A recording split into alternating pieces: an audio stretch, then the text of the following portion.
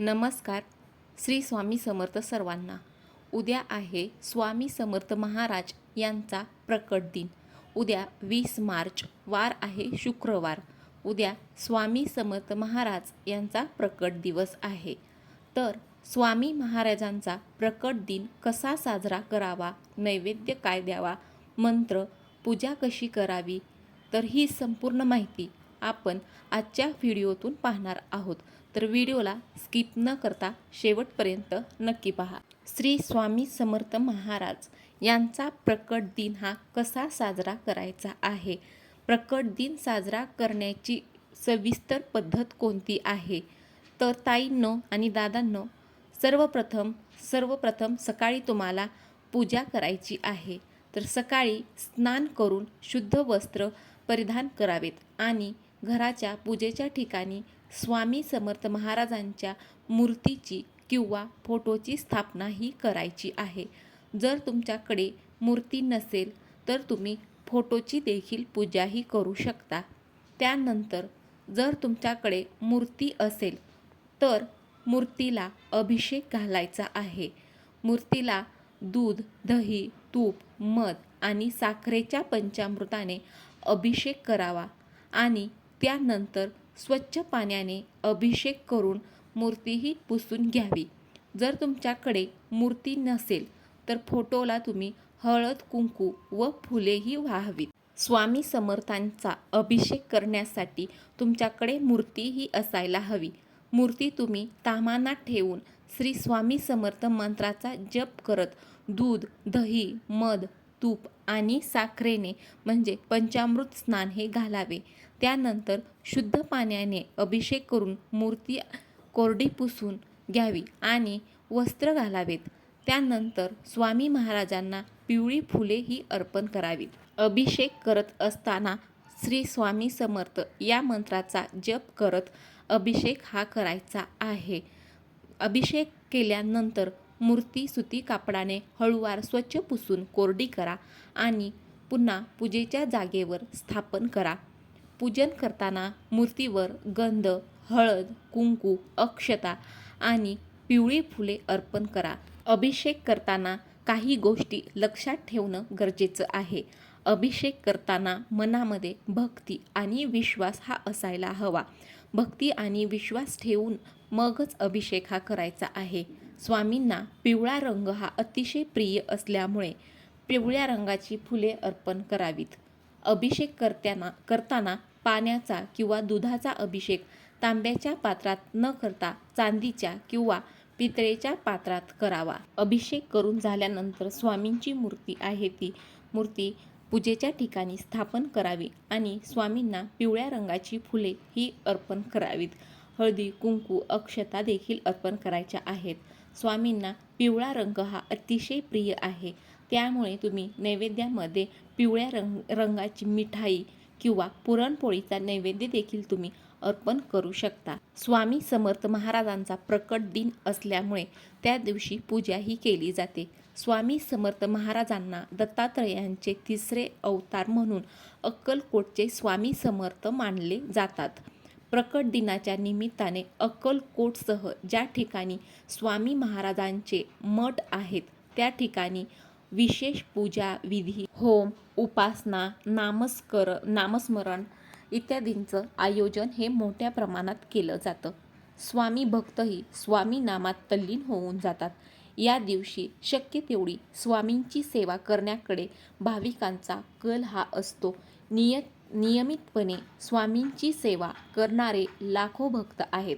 मात्र प्रकट दिनाचे औचित्य साधून विशेषत्वाने स्वामींची सेवा ही केली जाते.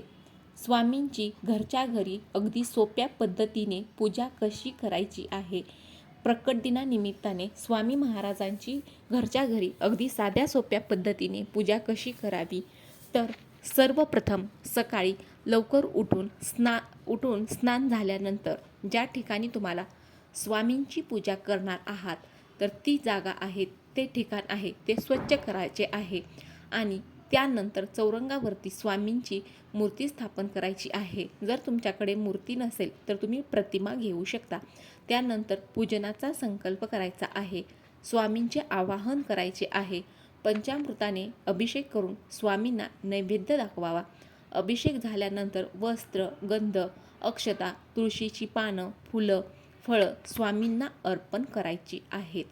फळं फुलं अर्पण करून झाल्यानंतर धूप, दीप आणि नैवेद्य दाखवून स्वामी महाराजांची आरतीही करून घ्यायची आहे. त्यानंतर नमस्कार करून सर्वांना प्रसाद हा वाटायचा आहे. शक्य असेल तर तुम्ही स्वामींचे स्तोत्र, श्लोक, मंत्र यांचा जप हा करावा. आपल्या कुळाचार, कुळधर्म, परंपरा यानुसार पूजन हे करायचं आहे. विशेष म्हणजे स्वामी महाराजांना आवडतील अशी फुले अर्पण करायची आहेत. स्वामींचा आवडता पदार्थ नैवेद्य म्हणून अर्पण करावेत. पूजा झाल्यानंतर पिवळ्या रंगाची मिठाई, वस्त्र इत्यादी गोष्टी तुम्ही स्वामी महाराजांना अर्पण करायच्या आहेत. 108 वेळा स्वामी मंत्राचा जप करायचा आहे. जर तुम्हाला 108 वेळा शक्य नसल्यास जितकं जमेल तितक्या वेळा तुम्ही जप हा करायचा आहे. ताईंनो आणि दादांनो, स्वामी महाराजांच्या लीला ह्या अगाध आहेत. स्वामींचा थांग हा कोणालाही लागू शकत नाही. स्वामी हे आपल्यावर कधी कृपा करतील हेही सांगता येत नाही आणि हे कधीही कोणीही सांगू शकत नाही. मात्र जेव्हा कृपा होते तेव्हा शुभ आशीर्वाद हे मिळतात. जेव्हा स्वामींचे अनुभव येतात तेव्हा धन्य झाल्यासारखे वाटते. म्हणूनच स्वामींवर अपार श्रद्धा आणि दृढ विश्वास ठेवा. स्वामी तुमचे नक्कीच चांगलं करतील अशी अढळ श्रद्धा ही कायम मनामध्ये ठेवा. महाराजांप्रती केवळ नम्र, शरणागत आणि समर्पण भाव ठेवा.